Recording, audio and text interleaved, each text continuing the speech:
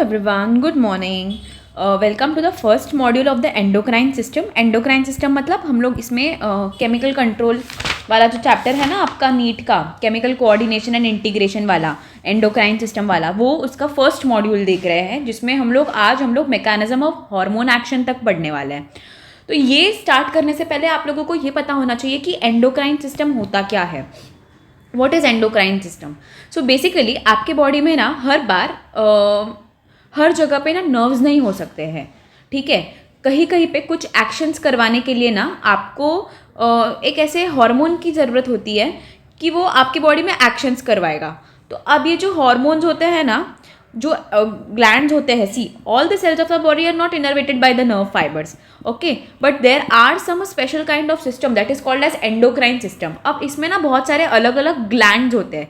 Suppose these are your glands, different glands. ये क्या करेंगे, आप अपने अपने सिक्रीशंस को ब्लड में पॉर करेंगे, ओके, ब्लड में पॉर करेंगे. और उसके बाद जब वो ब्लड में पॉर करेंगे उस सिक्रीशंस को, तो ब्लड में वो जो हॉर्मोन्स है, ठीक है, अपने सिक्रीशंस मतलब हार्मोन्स, तो वो जो हार्मोन्स है वो डिफरेंट अपने टारगेट ऑर्गन पे जाके अपना एक्शंस शो करेंगे.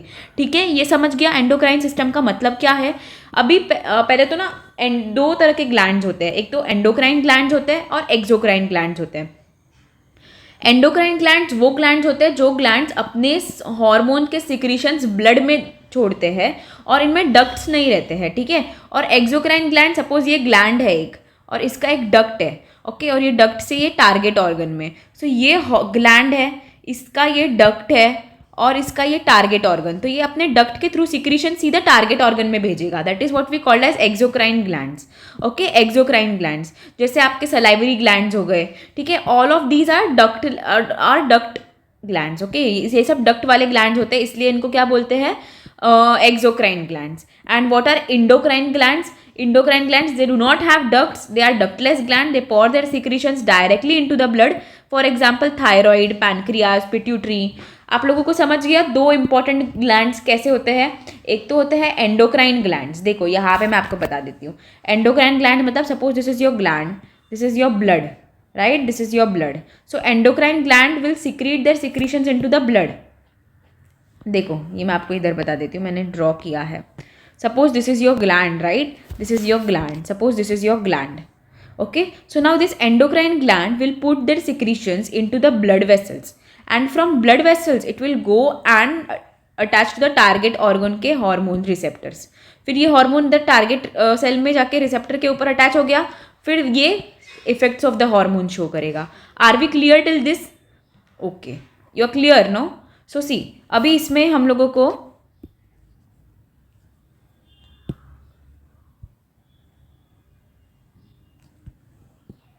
all the cells of our body are not innervated by the nerve fibers, but the cellular function need to be continuously regulated. So special kind of system, endocrine system मतलब समझ गया ना, they do not have any type of duct, but this exocrine gland they will have duct and they pour their secretion from the duct to the particular target organ, but they pour their secretion directly into the blood. तो ये जो endocrine gland है इसका जो action है वो बहुत wide spread है, क्योंकि ब्लड तो हर जगह बॉडी में जा रहा है. इसका एक्शन बहुत शॉर्टली लोकेटेड है. जैसे आप देख सकते हो कि आपका जो ये सलाइवरी ग्लैंड के एंजाइम्स है जो भी, ठीक है, सलाइवरी ग्लैंड के जो भी एंजाइम्स है, जैसे कि एंजाइम्स, इसका एग्जाम्पल है एंजाइम्स, ठीक है, इसका एग्जाम्पल है एंजाइम्स. जो सलाइवरी ग्लैंड के जो भी एंजाइम्स हैं वो आपको किधर और बॉडी में ब्लड में वगैरह नहीं दिखते, बट आपको जो एंडोक्राइन ग्लैंड के जो हार्मोन्स हैं, जैसे कि थायराइड मतलब थायराइड हार्मोन, या आप देख लो ग्रोथ हार्मोन देख लो, ये सब हार्मोन्स देख लो, तो ये आपको मोस्टली दिखते हैं ब्लड में और ये हर जगह पे एक्ट करते हैं. जैसे ग्रोथ हार्मोन मसल्स पे एक्ट करता है, लीवर पे एक्ट करता है, बहुत जगह पे एक्ट करता है ना. तो इनका एक्शन बहुत वाइड स्प्रेड होता है और इनका एक्शन बहुत नैरो स्प्रेड होता है, ठीक है. समझ गया ना एंडोक्राइन और एक्सोक्राइन ग्लैंड के ऊपर. आपको एंडोक्राइन सिस्टम का डेफिनेशन समझ गया. All the cells of our body are not innervated by nerve fibers, but the cellular function need to be continuously regulated. So a special kind of system is made that is called as endocrine system. ठीक है. अब आप बोलोगे कि what is the difference between the nervous system and endocrine system. तो देखो nervous system में ना आपके यहाँ न्यूरॉन्स से न्यूरॉन्स में जाता है. मतलब क्या है, ये डेंड्राइट्स है, ये सिग्नल्स को लेंगे, एक्सॉन में जाएगा, फिर एक्सॉन से एक्सॉन बल्ब से क्या करेगा, ये दूसरे न्यूरॉन के रिसेप्टर पे जाएगा। ऐसे पूरा एनर्जी का transfer from one neuron to another neuron और from one neuron to neuromuscular junction, ये सारे हो रहा है। और इसमें एकदम रैपिड ट्रांसफर हो रहा है ना इलेक्ट्रिकल इम्पल्सेस का, एकदम रैपिड ट्रांसफर हो रहा है इलेक्ट्रिकल इम्पल्सेस का, ठीक है। और ये शॉर्ट लिव्ड होता है, इमीडिएट होता है एंड वेरी एग्जैक्ट होता है, रैपिड होता है। वेरिन जो केमिकल है ये बहुत वाइड स्प्रेड होता है क्योंकि ये ब्लड में रहता है, right. Chemical substances through the blood and lymph, there is a slow transmission क्योंकि ये बहुत वाइड स्प्रेड है और धीरे धीरे हार्मोन बन रहा है, धीरे धीरे हार्मोन ब्लड में आ रहा है, धीरे धीरे उसके इफेक्ट्स शो हो रहे हैं।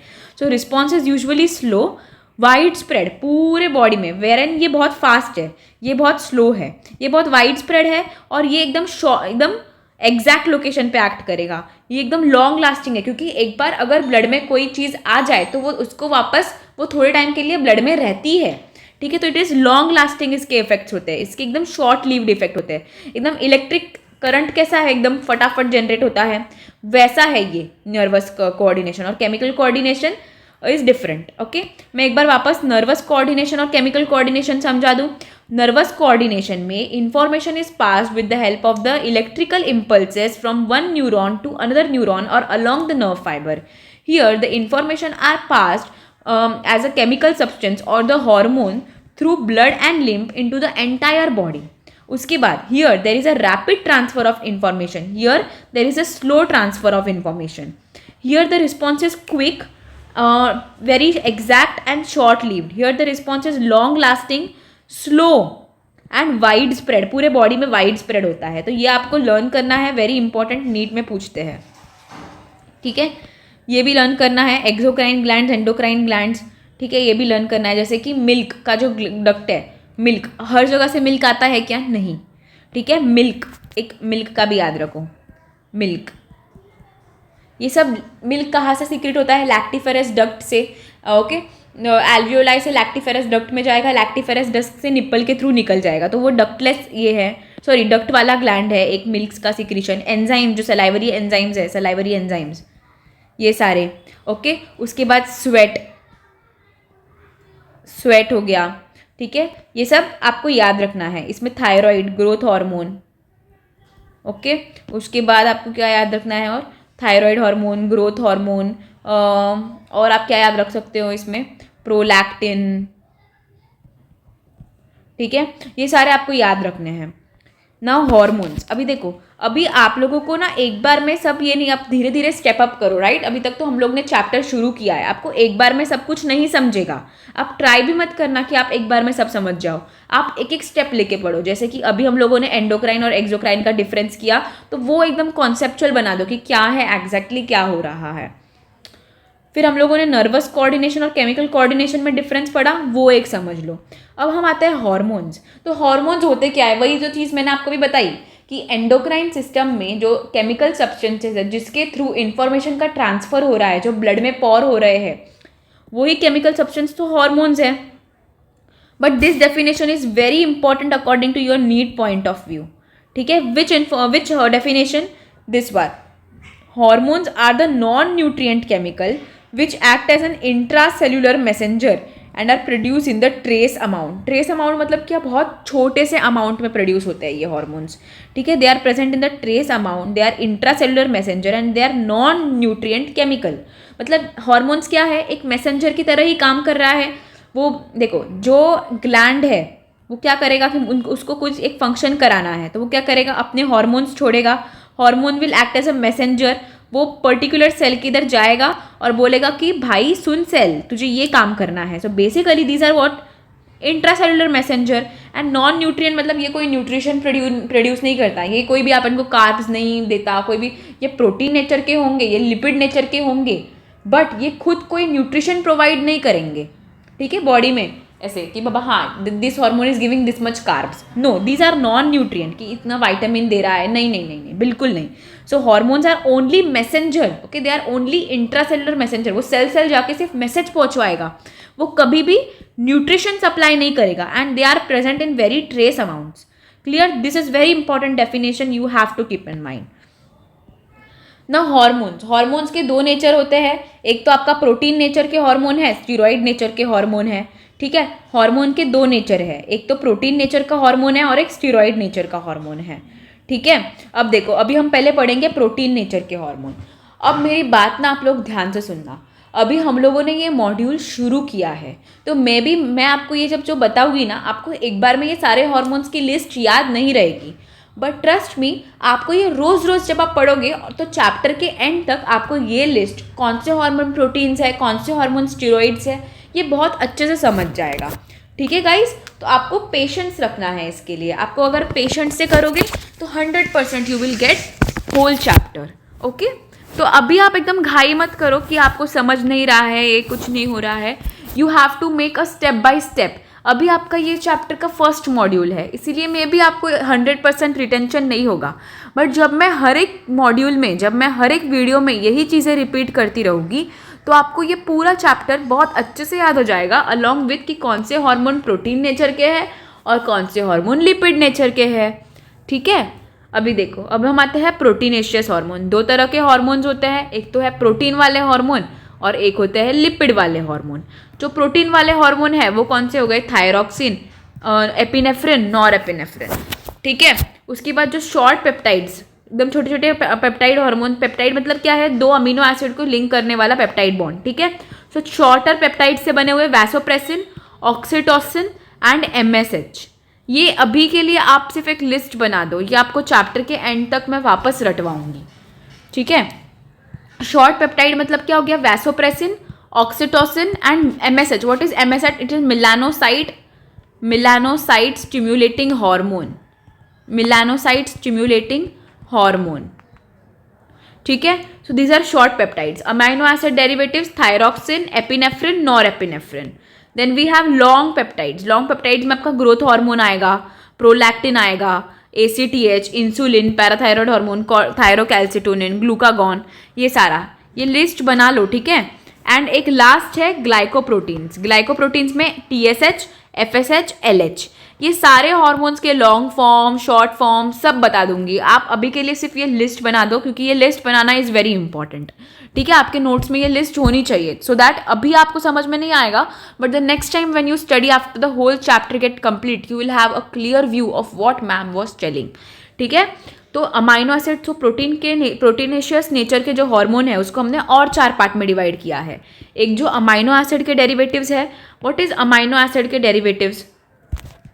दे आर डेरिवेटिव्स ऑफ टायरोसिन और tryptophan. They are derivatives of tyrosine और ट्रिप्टोफैन। तो कौन कौन से हो गए? Thyroxine, epinephrine, nor epinephrine. Thyroxine, epinephrine, nor epinephrine. Thyroxine, epinephrine, nor epinephrine. Thyroxine, epinephrine, nor epinephrine. Then we have shorter peptides. What are these? These are vasopressin, oxytocin and melanocyte stimulating hormone. Then long peptides, इसमें आपको याद रखना है पहले तो growth hormone, फिर आपको याद रखना है प्रोलैक्टिन, फिर आपको याद रखना है ग्लूकागॉन, फिर आपको याद रखना है thyrocalcitonin, parathyroid hormone, insulin, ACTH. Okay, then we have glycoprotein जिसमें आएगा thyroid stimulating hormone, FSH and LH, mostly gonadotropins. ठीक है, ये सारे हार्मोन्स आपको समझ में आएंगे. आपको भी लग रहा है कि what is this FSH, what is this LH, but कोई टेंशन नहीं लो. मैं आपको प्रॉमिस करती हूँ कि ये चैप्टर के एंड तक ना, अगर आपने मेरा पूरे सारे वीडियोस देख लिए ना, तो you will be master of this topic, you will be master of this topic. ठीक है, एंड ट्रस्ट मी गाइज, ये टॉपिक ना MBBS, मतलब I am right now studying MBBS, so I know this topic is very important topic which will come. यह topic आपको bother करेगा अगर आपने अभी समझ के नहीं लिया ना, तो ये टॉपिक आपको बहुत बॉदर करेगा. ठीक है, MBBS में भी, क्योंकि MBBS में तो इसका एडवांस होता है. अब आता है स्टेरॉइड नेचर के जो हॉर्मोन्स है. स्टेरॉइड नेचर में mineralocorticoids, glucocorticoids, testosterone, oestrogen, progesterone, ये 3, testosterone, oestrogen, progesterone and mineralocorticoids, glucocorticoids. सिर्फ लिस्ट बनाओ, सिर्फ लिस्ट बनाओ, ज़्यादा दिमाग मत लगाओ. ठीक है, अब आता है समझने वाला पार्ट. अब आ रहे हैं हम समझने वाले पार्ट पे. गाइज, ये बहुत इंपॉर्टेंट पार्ट है, समझने वाला थोड़ा पार्ट है. इसको आप इग्नोर ना करें तो अच्छा है. ठीक है, इसको आप इग्नोर ना करें. ठीक है, अब देखो गाइज क्या है ये, क्या बोल रहा है. Mechanism of hormone. मैंने आपको क्या बताया कि 2 हार्मोन्स हैं. मैंने आपको क्या बताया कि 2 तरह के हार्मोन्स हैं. एक तो हमारे पास है वाटर सॉल्यूबल हार्मोन, एक तो हमारे पास है lipid soluble hormone. Water soluble hormone, lipid soluble hormone. अब वाटर सॉल्यूबल मतलब क्या, जो हार्मोन्स जो वाटर में आसानी से डिसॉल्व हो जाते हैं, ठीक है, या वाटर में सॉल्यूबल रहते हैं, उनको पानी से कोई प्रॉब्लम नहीं है। और ऐसे हार्मोन्स जो सिर्फ लिपिड में सॉल्यूबल होते हैं, उनको पानी से प्रॉब्लम है, ठीक है।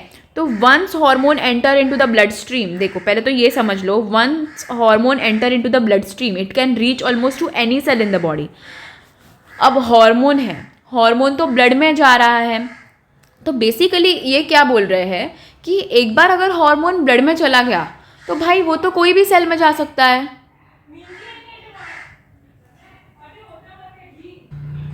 सो बेसिकली अभी देखो ब्लड स्ट्रीम में हार्मोन्स तो ब्लड स्ट्रीम में जा रहा है, तो बेसिकली क्या होना चाहिए, होना क्या चाहिए कि ब्लड में तो वो सारे सेल्स के पास जाना चाहिए भाई, कितने जितने भी सेल्स हैं अपने बॉडी में उस पे वो हार्मोन जाके एक्ट करना चाहिए।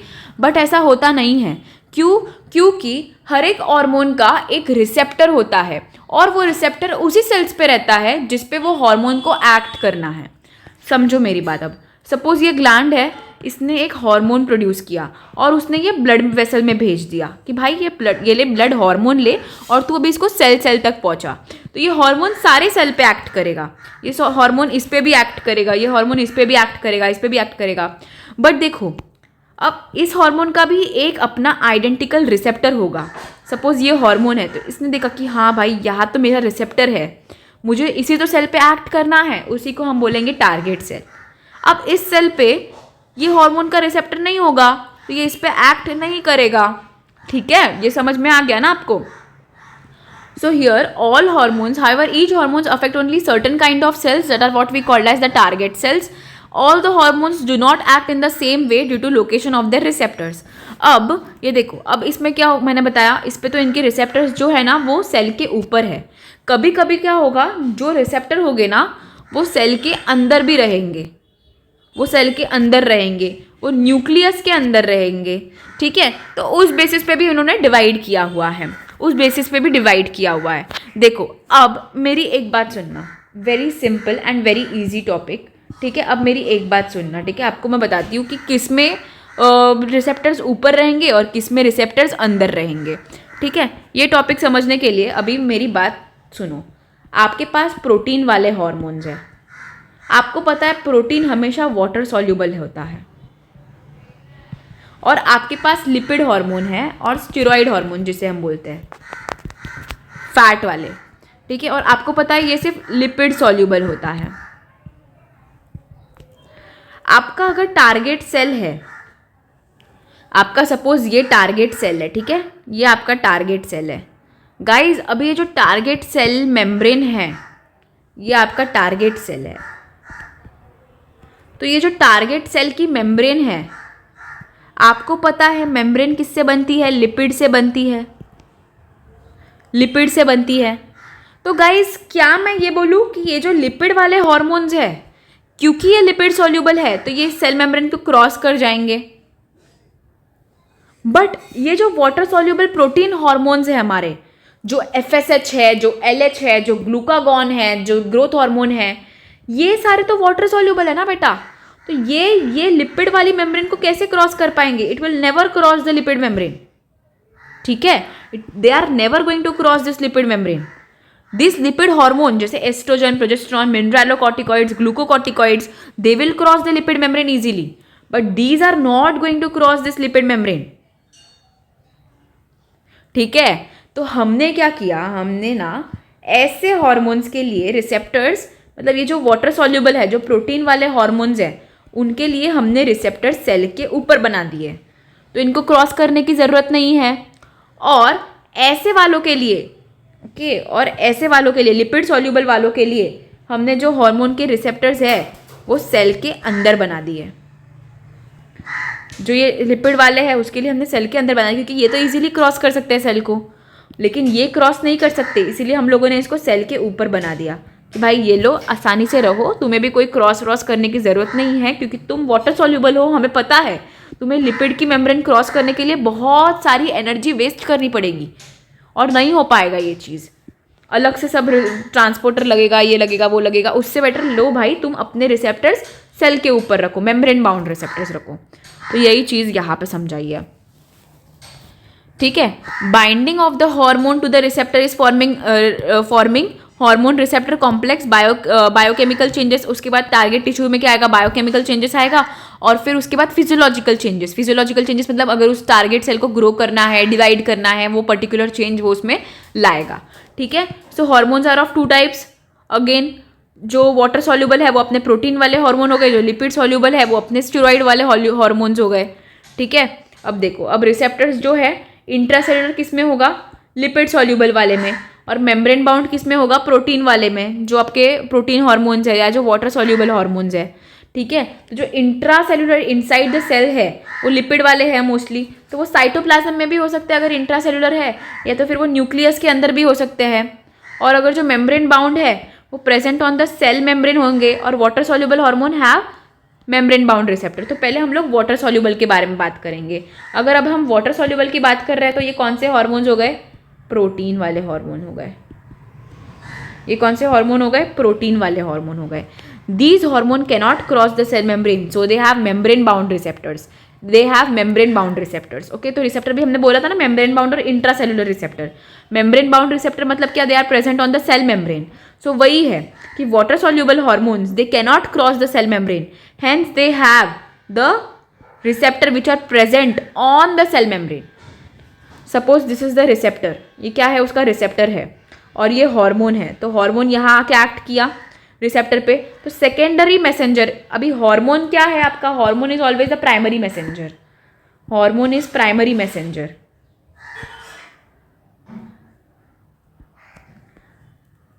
अब सेकेंडरी मैसेंजर क्या हो गया, साइक्लिक एएमपी या calmodulin pathway, okay, cyclic AMP या calcium, these are the secondary messengers.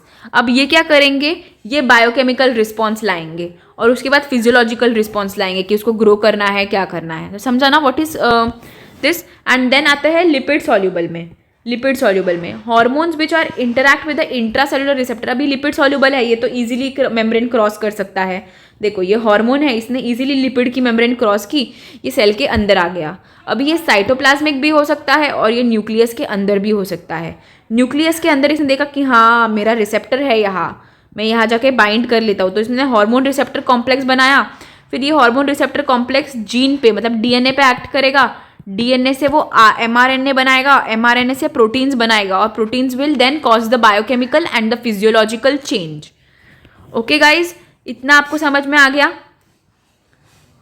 You got this. What is the primary messenger, what is secondary messenger. Secondary messenger में किस में एक्ट होता है, इसमें कौन से होते हैं, साइक्लिक एएमपी और कैल्शियम, ठीक है, वो एक्ट करेंगे, और इसमें क्या है, सीधा हार्मोन अंदर ही चला जाएगा, न्यूक्लियस के अंदर हार्मोन रिसेप्टर कॉम्प्लेक्स, इधर hormone receptor complex cell membrane पे बन रहा है, इधर hormone receptor complex intra nuclear intracellular बन रहा है। फिर वो जीनोम डीएनए पे एक्ट करेगा, डीएनए से एमआरएनए बनेगा, एमआरएनए से प्रोटीन्स बनेंगे, और फाइनली वो प्रोटीन्स क्या करेंगे, बायोकेमिकल या फिजियोलॉजिकल चेंज लाएंगे। ठीक है, समझ गया ना आप लोगों को। Okay, so here we are completing with our first module. Thank you.